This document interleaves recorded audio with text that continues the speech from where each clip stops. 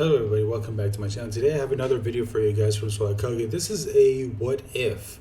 Specifically, what if Minato never died? Well, this should be very interesting. Now, I'm sure a lot of us in the Naruto fandom have done our own what ifs, like what if this happened or this happened. So let's go ahead and watch this. Hey everybody, how's it going? So today we're delving back into the world of what-ifs and hypotheticals that don't necessarily deal with characters fighting each other. The topic for today is what if Minato never died? So to be more specific, what if he I don't hadn't know been if this is copyright music or not, but just in case I'm going to lower the volume. killed during the fight with Obito. Everything else surrounding this event will still happen the same way. So Kushina will still have the Nine Tails extracted from her, she'll still be killed. But let's just say Minato decided to let her seal the Nine Tails inside of herself instead. He didn't use the Shikifujin or anything else that would have caused him to lose his life. So then following this, he would go on to raise Naruto by himself. Before I go any further, I know that there's a filler arc about this exact topic, but I don't necessarily... Yeah, there was a... in the Shippuden anime, I think it was right after Madara activated the Infinite Tsukuyomi, and I think it was... oh god, what was her name? Tsunade, who was picturing this. Basically a world where a lot of this never even happened. And honestly, I saw it. It was kind of boring, if I'm being honest. I agree with its interpretation of things. And I also don't like Naruto filler. Haven't really seen a whole lot of it, and I'll admit that I haven't watched this arc from beginning to end either. Not to mention, it's not really even presented as some sort of alternate universe or timeline in the story. It's a dream that Tsunade has while hypnotized by the Infinite Tsukuyomi. So it's not like it's the end-all, be-all answer to the question posed in this video. Anyway, if things go as I described them at the beginning, this obviously changes a lot. The person this affects the most substantially is, of course, Naruto, but before we get to him, let's talk about the immediate aftermath of the Nine Tails attack. So there was some confusion following this whole kerfuffle that led to the Uchiha being suspected to have some amount of involvement in the attack. The Sharingan can control the Nine Tails, there had already been some tension between the Uchiha and the village, yada yada yada. But the thing is, here, Minato got the impression that Obito wasn't like a regular person, and even asked if he was Madara. Since many people, like a lot of people, were willing to believe that Madara could still be alive and well, all while retaining a lot of his power as late as the 4th Shinobi World War. I feel like if Minato brought up this whole Madara thing to the village council, they would be significantly less suspicious of the Uchiha clan as a whole. When Madara left the village, he also distanced himself from the Uchiha clan, so if he was still alive somehow at this point, it wouldn't be unreasonable to assume that he was acting independently and not in the interests or under the orders of the current modern-day Uchiha clan. There may be a couple people who disagree with this assessment, particularly Danzo, but I don't think Minato would let the Uchiha suffer any serious consequences from this, at least not without personally investigating the matter any further, which he'd be able to do pretty easily because he left a flying Raijin mark on Obito's back during the fight. So what would probably happen following this is, after taking a few days to prepare, Minato would pursue Obito, likely accompanied by some pretty powerful ninja. Not just Anbu level ninja either. If Minato was really still under the impression that this guy was strong enough to be Madara, there are only a handful of people that I can imagine Minato would see as strong enough to be worth asking, but Fugaku is probably one of those people. And this is a big deal, because if Minato asks Fugaku to accompany him, this not only helps ensure the success of the mission to capture or kill Obito, but it also asks as a gesture of good faith to allow the Uchiha clan to help prove their innocence. If they're willing to help kill the guy who attacked Konoha with the Nine Tails, well, that makes it look a lot less likely that they were actually involved in it. Especially given all of the, Madara stuff. So anyway, Minato would probably go with, Fugaku and Hiruzen, maybe Jiraiya, and teleport them directly to Obito's location. And at this point, as strong as Obito is, he kind of didn't do well at all in the fight against Minato. And in the original timeline, Minato wasn't killed by anything Obito did, but just by a stray attack from the Nine Tails that he was trying to save Kushina from. And even then, he survived that attack, and only really died because he used the Reaper Death Seal.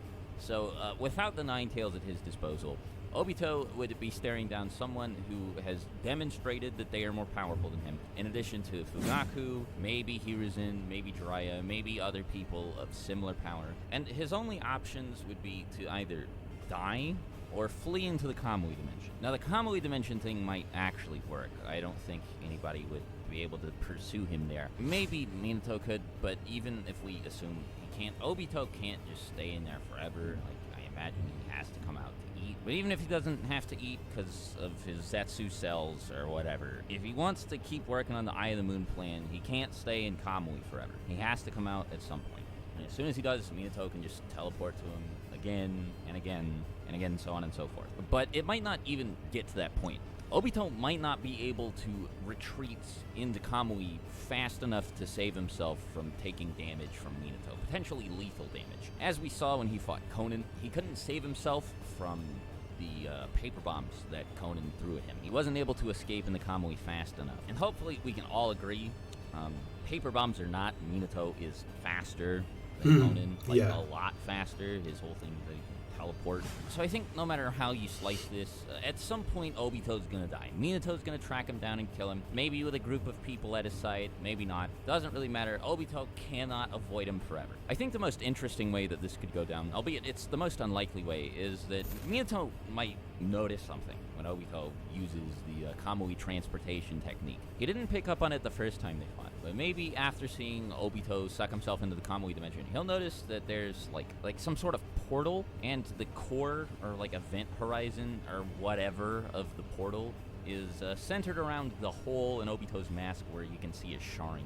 Now, this would cause Obito's Sharingan to be a really big focal point for a couple seconds. And Minato, as the guy who trained both Kakashi and Obito, may have a sudden epiphany here. He may think to himself, gee, it sure is weird that this Madara Uchiha, like ultimate Uchiha, strongest Uchiha ever guy, only has one Sharingan. Wouldn't it make sense for him to have two? Like, what did he do with the other one? It is at this point that he may remember that he knows somebody who also only has one Sharingan. And that Sharingan happens to be in the eye opposite the one that Madara's is in. Then Minato may also remember that the person he's thinking of is Kakashi, who received this Sharingan from Obito, whose dead body he never actually saw, which means, in other words, Obito may still be alive, and this Madara person may not actually be Madara. It would be even easier for him to reach this conclusion if Fugaku was with him when he saw Obito use Kamui, because he could ask Fugaku, hey, is there any reason for somebody as strong as Madara to just, like, get rid of a whole entire Sharingan? And Fugaku would be like,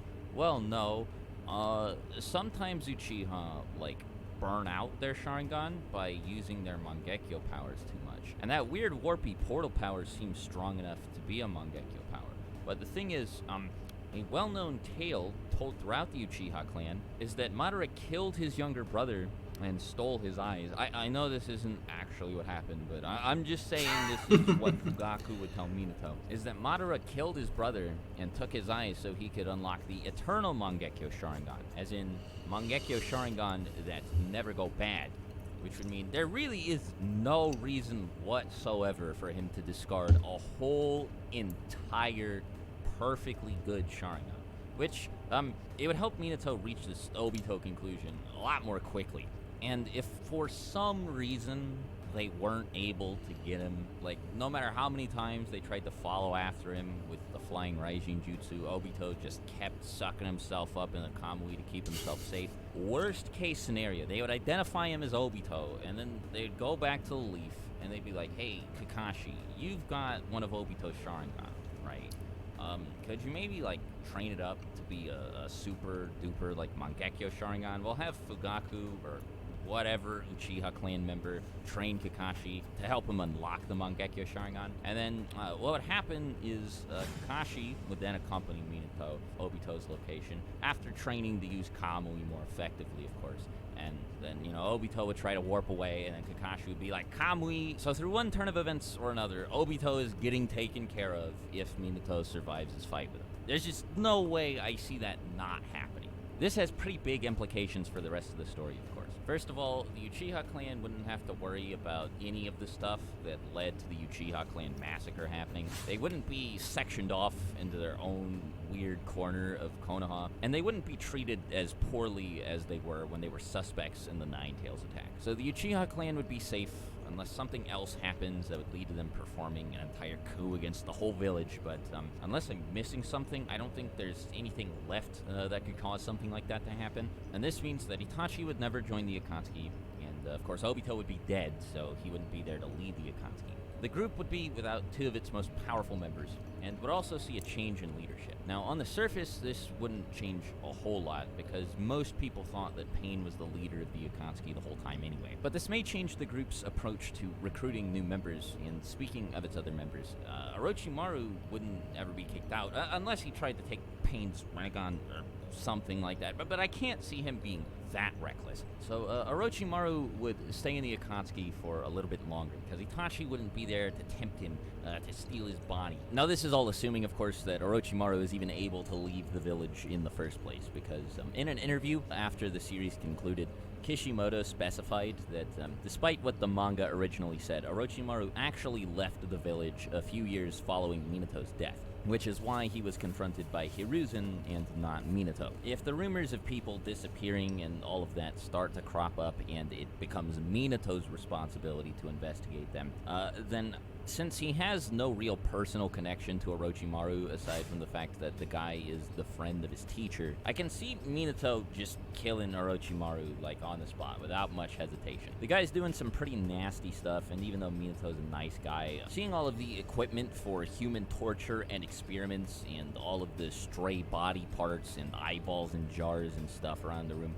might push him to be like, yeah, I should probably kill this guy. But assuming that doesn't happen, then Orochimaru would probably stick around in the Akatsuki for a little while. The most important aspect of this whole thing is how Minato's survival would affect Naruto.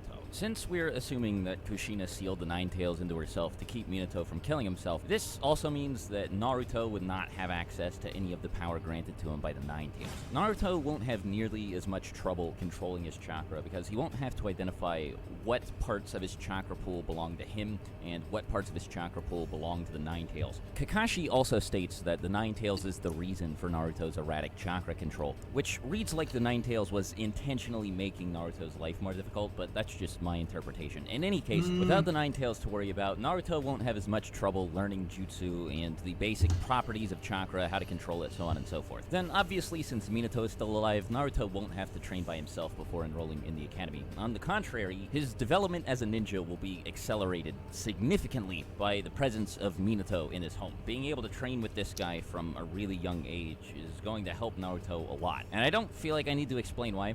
Naruto seemed naturally inclined to learn a lot of abilities that Minato himself had access to. Shadow clones, the Rasengan, the summoning jutsu, and eventually, of course, even Sage Mode. Now again, Naruto is clearly capable of learning how to use all of these things because we saw him do it in the show. But the question becomes how much earlier in his life would he learn these abilities? I feel like Minato's close brush with death would push him to train Naruto as hard as he can. So I don't think he'd hesitate to introduce a lot of high-level ideas to his son. Naruto would definitely graduate from the academy at a much younger age than he did originally. In the same vein, I think he would climb the shinobi ranks very quickly given his skill and the resources provided to him, because you have to keep in mind he wouldn't just be training with Minato either. Minato would definitely ask Jiraiya for help with training his son, and would probably do the same thing with Kakashi. Even if Kakashi isn't made the Jonin responsible for supervising Naruto, I can totally see the two interacting given Kakashi and Minato's relationship, so one way or another Naruto's gonna end up becoming really powerful. The same is probably true for Sasuke, since Itachi would still be alive and in the village, and he also wouldn't have to worry about all of the coup stuff that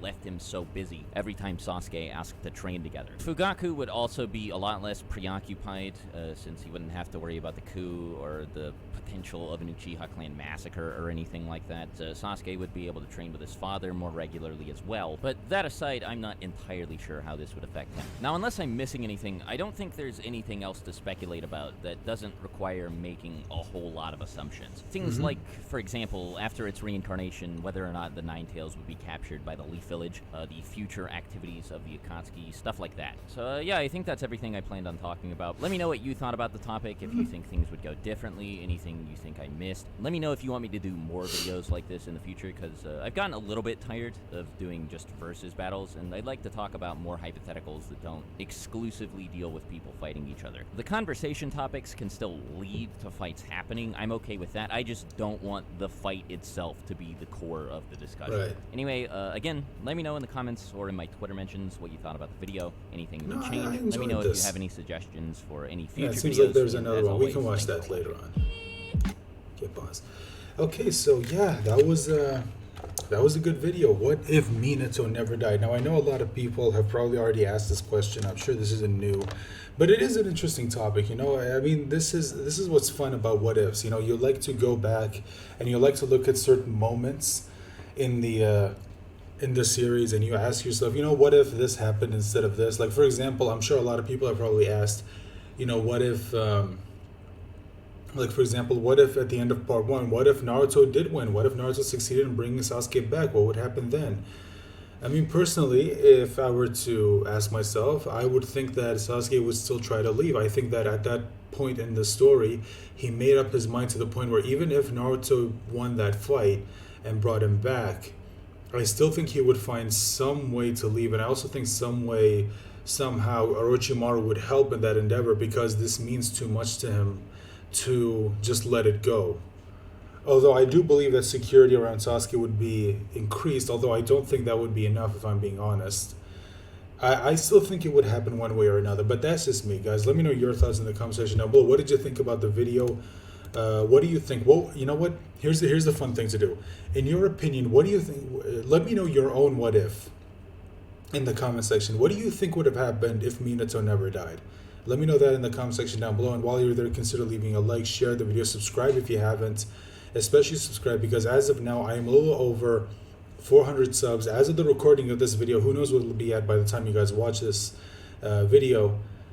Maybe you guys could subscribe and help me get to that 1,000 subscriber mark. So with that being said, thank you so much again for watching and listening. Remember to stay safe, take care of yourselves. Bye for now.